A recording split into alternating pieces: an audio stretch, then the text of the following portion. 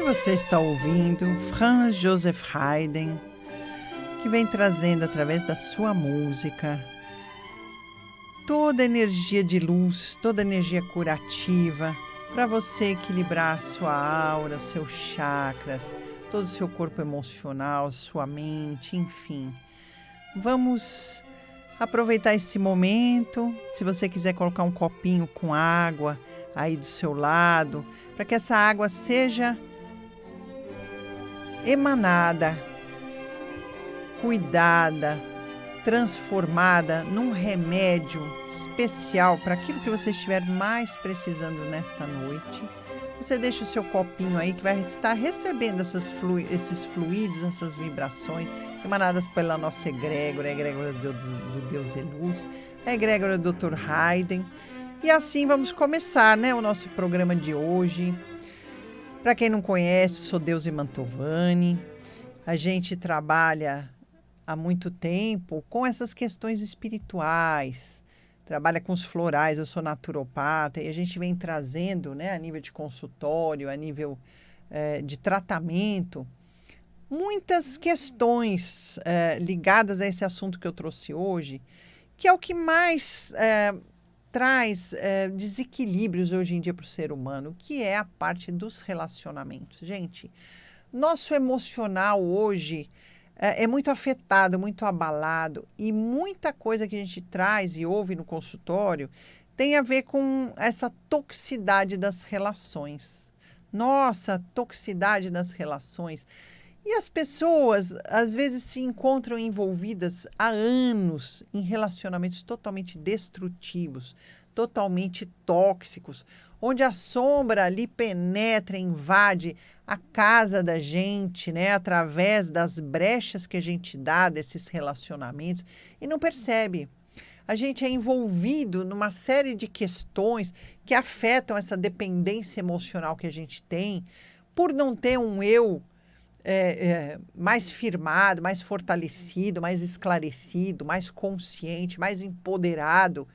A gente acaba entrando em relações, muitas vezes, que só nos fazem muito mal, nos desequilibram e trazem uma série de questões que também não é à toa. Por quê? Porque, às vezes, é um aprendizado que a gente precisa passar, Então, alguns pontos eu trouxe aqui hoje para a nossa conversa, que é, primeiro, que a gente não atrai a pessoa errada. Essa coisa de falar, nossa, eu me envolvi num relacionamento que não era para me envolver, não é assim, Se você atraiu aquele tipo de pessoa, é porque você estava vibrando exatamente naquele padrão energético que a pessoa vibra. Então, internamente, mesmo que você não tenha consciência de algumas questões que você carrega, você estava vibrando exatamente naquele padrão, naquele momento, para ter dado aquele link. Eu me apaixonei, ele se apaixonou, a gente, Porque todo começo de relação é bom, Ninguém vai começar um relacionamento se não gosta da pessoa, não sente bem com a pessoa. Você é porque vem uma atração, você se sentiu, aberto para que a pessoa entrasse na sua vida, no seu coração, no seu emocional. Então, isso a gente precisa ter consciência, em primeiro tempo. Segundo, uma consciência que a gente tem que ter é que, com o tempo, a gente se transforma e a pessoa também se transforma. Muitas coisas acontecem, Eu vou amadurecendo, tanto positivamente, quanto pessoas que vão se desviando do caminho, vão tomando outras atitudes que no começo não era assim, vão se envolvendo, às vezes, com vícios, com algum outro tipo de amizades, com trabalhos, às vezes, e vão entrando num processo depressivo, até doente. Enfim, coisas que fazem com que ela saia daquele padrão de vibração de quando você começou a relação. Isso influencia muito, gente, porque com o tempo, às vezes a gente quer manter o relacionamento e vai empurrando com a barriga e a coisa só vai piorando. Eu vejo, assim, muitas mulheres trazendo muitas feridas internas, por aguentar agressões, por estarem ouvindo coisas diariamente, da hora que acorda, da hora que vai dormir, que afetam, que machucam. Então, as pessoas já vêm com muitas feridas abertas, com muitas questões mal resolvidas internamente, fora aquelas que já estão machucadas de traumas trazidos da própria infância. Então, a gente já vem com aquele padrão de vibração lá da infância e que a gente não resolveu e que muitas vezes é a brecha que você vai projetar no outro aquele pai mal resolvido, aquela mãe mal resolvida, aquela autoridade mal resolvida e vai atrair para si alguém que vá fazer esse papel para que você comece a trabalhar aquilo dentro de você que você não trabalhou dentro da sua infância. Então, é muito complexo, é um tema complexo, não adianta a gente em 20 e poucos minutos querer abranger o tema de uma forma completa, mas eu trouxe só um tema que eu acho importante a gente clarear, porque o Deus é Luz trabalha o quê? Tomada de consciência. Então, meus programas, minhas aulas, meus cursos, meus atendimentos sempre são para dar aquele cutucão, para trazer a pessoa à consciência, fazer ela enxergar aquilo que ela não está enxergando. E muitas pessoas não sabem o que faz uma relação tóxica, o que é uma relação tóxica. Ela está dentro de uma relação totalmente tóxica e não sabe o que é nem as consequências que esse tipo de relação traz. Então, eu trouxe aqui uma definição, assim, bem interessante. Olha aqui, nesse tipo de relação, a relação tóxica, né? Muitas vezes, o abuso não é evidente, porque a pessoa fala, nossa, mas não é uma relação... a pessoa não me bate, né? Eu não tenho agressão física, mas não precisa, né? Uma relação tóxica, muitas vezes, a maioria das vezes, o abuso não é físico, né? Não é evidente. E ele normalmente vem mascarado de laços afetivos, promessa de mudança ou medo da solidão.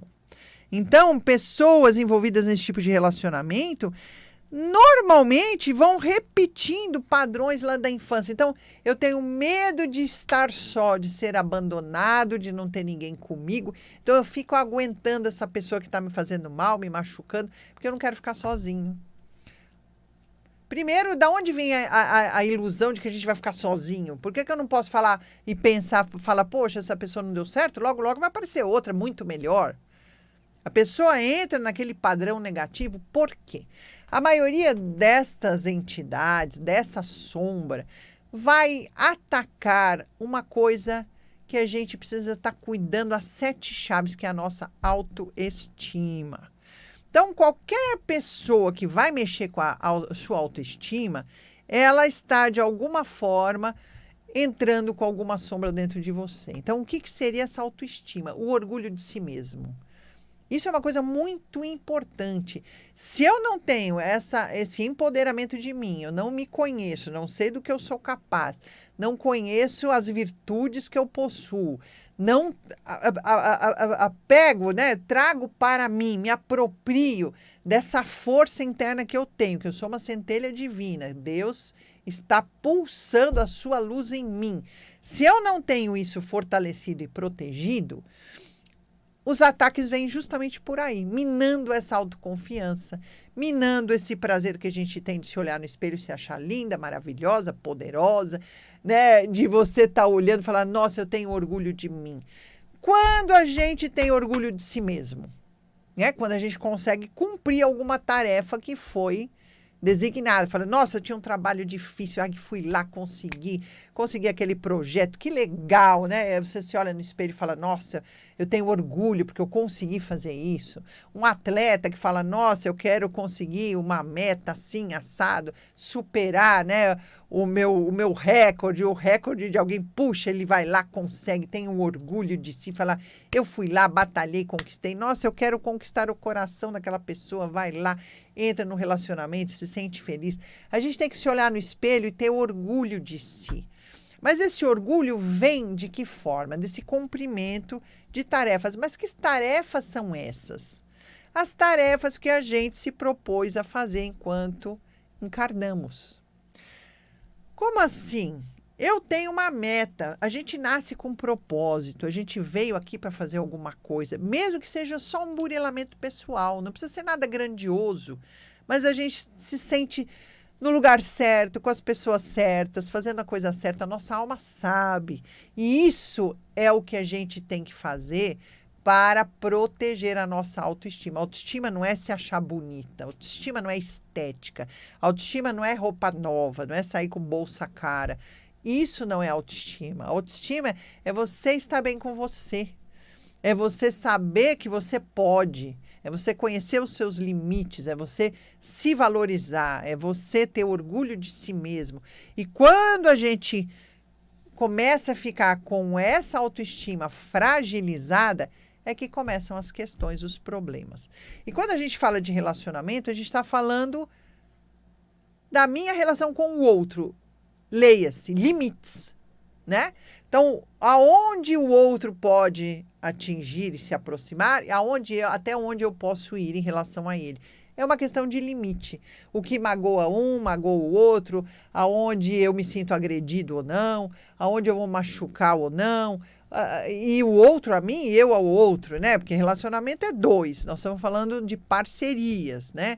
Então, essa questão do limite é que começa a trazer esses entraves. Então, até onde eu aguento ouvir isso? Até onde o outro tem o direito de falar essas coisas para mim? Até onde eu posso falar isso para ele? Até onde eu posso tomar esse tipo de atitude em relação às coisas dele ou às coisas... Então, assim, vamos entender. Quando a gente fala de relação tóxica, a gente está falando sobre isso. Então, primeiro, esse medo da solidão, promessas. Então, a pessoa faz, machuca, tá sempre, né? Aí vai, pede perdão, pede desculpa, diz que não vai fazer mais, vamos mudar. E essa promessa não dura uma semana, né? Daqui a pouco volta tudo ao normal, a pessoa tá te agredindo, tá de cara feia, tá fazendo aquilo que você não quer que faça, tá te desrespeitando na frente dos outros, tá? Então, assim, por mais que não haja violência, isso é um tipo de violência. E a gente tem que estar atento a isso. E quando a gente vê, está acostumado, porque meu pai gritava comigo, meu pai me batia, meu pai me punha de castigo, meu pai, né? Eu fui acostumando a aceitar agressões de pessoas que eu amo. Eu estou acostumada de aguentar agressões de pessoas que eu admiro, que eu respeito a autoridade. E isso, gente, não é certo. A gente está tentando projetar coisas e questões mal resolvidas lá da infância nos relacionamentos de agora, enquanto adultos. A gente tem que prestar atenção, né? Eu não estou trazendo soluções, nem todo um embasamento psicológico, profissional aqui, porque não dá nem tempo. Mas eu estou trazendo um alerta para que a gente olhe e fale, como está a minha relação com o meu parceiro hoje? O meu limite está sendo respeitado? Eu estou com o meu eu empoderado? Minha autoestima está bem? Ou a pessoa o dia inteiro fala, nossa, você está gorda, hein? Nossa, que roupa horrorosa. Não, não vai sair assim. Ah, eu tenho vergonha de sair com você desse jeito. E a gente ouve muito isso. Nossa, se você for com essa roupa, eu nem vou, nem saio de casa. Quem não? Quem não ouviu uma coisa dessa? Ah, está curta demais, comprida demais, decotada demais. Olha, isso daqui não tá bom. Uma coisa é uma crítica construtiva, uma coisa é para deixar você mal, com a autoestima no pé, né? Fala mal do cabelo, fala mal da roupa, fala mal do aspecto físico. Ai, deveria assim, deveria assado. Ah, você é morena, eu prefiro a loira lá. Nossa, eu prefiro tal coisa que você não é, não tem condição de ser. Então, aquilo começa a ferir, a agredir, a trazer uma menos-valia. Você vai, né? E, ao mesmo tempo, também, olha, você não é competente. Ah, sabia que ia perder o emprego de novo. Esse tipo de coisa, né? Tem muito marido, coitado, que sustenta a casa, sustenta a família, os filhos, tudo. Daqui a pouco, ah, de novo, perdi o emprego, ou não tem dinheiro suficiente, algo que você ganha não é para nada, imprestável. Gente, a gente ouve tantos vocábulos, né? Tantas palavras que rebaixam tanto, magoam tanto, machucam tanto. E aquilo passa a ser uma coisa normal do dia a dia. Na hora que acorda, não, ele é assim mesmo. Ele, quando fica nervoso, fica assim. E a gente vai deixando, achando que aquilo não tem problema, não faz mal, vai se acostumando a sofrer esse tipo de agressão verbal. E quando não é verbal, a cara feia, o mau humor, o tá trancado dentro de casa com os braços cruzados, ou arrancar com o carro, ou fazer qualquer tipo de coisa assim, né? Ou a mulherada que pega o cartão de crédito, torra, deixa o marido mais sem dinheiro ainda. Ou o tipo de desprezo, que é muito pior, não olha na cara da pessoa. Outro dia, a minha paciente, eu fiquei uma semana sem olhar na cara dele. Gente, como convive, dorme na mesma cama, convive o dia inteiro junto, né? Tá na mesma casa, faz as refeições junto. Nem olho na cara dele, não falo com ele. Mas como que convive com uma pessoa assim? Isso é agressão, isso é agredir o outro. Agora, se o outro não liga mais, é porque cadê o relacionamento? Já não existe. A gente precisa entender, né? E um outro aspecto que eu trouxe também é por que mantém, porque às vezes a pessoa está num relacionamento tóxico, toma consciência e não consegue se separar. Por quê? Existe uma dependência emocional gritante ali. Eu dependo daquilo. Eu preciso passar por aquele sofrimento, né? Muita gente fala, não, é meu karma dessa encarnação, vou ter que aguentar pro resto da vida. Não tem, não. Karma não é isso. Vamos entender a palavra karma, né? Eu não gosto de usar essa palavra, mas karma é a responsabilidade, é a resposta de uma ação que você fez, né? Então, se veio essa reação, fala, puxa, olhei, vi, não quero para mim isso, então eu vou mudar minhas atitudes, eu aprendo para agir diferente, aceitar coisas diferentes e me livrar daquilo que a gente considera karmático, né? Isso é um aprendizado para a gente evoluir. E hoje, nas relações, a gente está encontrando absurdos, todo mundo com relações muito tóxicas, essa dependência emocional. Então, eu tenho medo de ficar sem dinheiro, por isso que eu fico com a pessoa. Eu tenho medo de ficar sozinha, ter a solidão, então eu fico com a pessoa. Como é que eu vou, né? Meus filhos, por causa do meu filho, eu fico com a pessoa. Opa, filho não segura casamento, pelo contrário, filho é o que mais atrapalha relacionamento, né? Você para de pensar no outro, conviver com o outro para cuidar do filho. Gente, vamos acordar para isso, né? Vamos entender que as coisas estão caminhando para uma coisa que muitas vezes pode gerar consequências muito piores, né? Um dia é uma resposta, amanhã pode ser um beliscão, daqui a pouco é um tapa, daqui a pouco, né? A gente sabe aonde pode chegar isso daí. Então, vamos entender, olha. Reconhecer a toxicidade do relacionamento, mesmo sem que haja violência nenhuma explícita, aparece na forma também de ciúme excessivo, críticas constantes, chantagenzinhas sutis. Não, olha, se você fizer isso, eu não vou em tal lugar, eu não vou fazer tal coisa para você. Esquece aquele compromisso, esquece aquele jantar, né? As críticas, de novo, olha essa roupa, olha o seu cabelo, olha aquilo. Você não sai do sofá, é isso, é aquilo. Desprezo emocional, quando eu falo, a pessoa não olha na cara, ou então tá na roda de amigos, fala do marido, fala da mulher, ou fica falando de uma outra pessoa, uma terceira pessoa, endeusa uma outra pessoa que não é a companheira que você tá, ou o companheiro que você tá. Isso é uma agressão, né? Os silêncios punitivos, como eu falei, a pessoa fica uma semana sem falar com você, vira a cara e tá lá dormindo junto, passa pela casa, né? Entra no banheiro, sai do banheiro. Gente, como deve ser viver com uma pessoa desse jeito?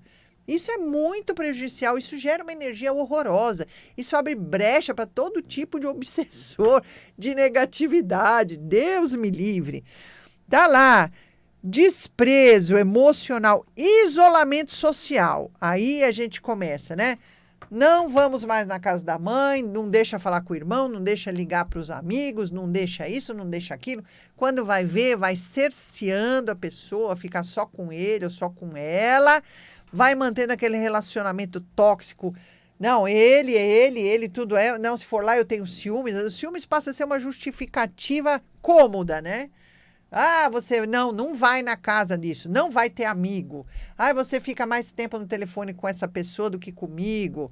Não pode isso, não pode aquilo. E a pessoa vai começando a ficar presa dentro da sua própria vida, dentro da sua própria relação, e aquilo começa a ser chantagem, e aquilo começa a exigir do outro coisa que ele não pode dar, ou exigir cada vez mais aquela simbiose, aquela tensão, aquela relação extremamente doentia, e ao mesmo tempo eu estou sempre magoado, precisando que você cuide de mim.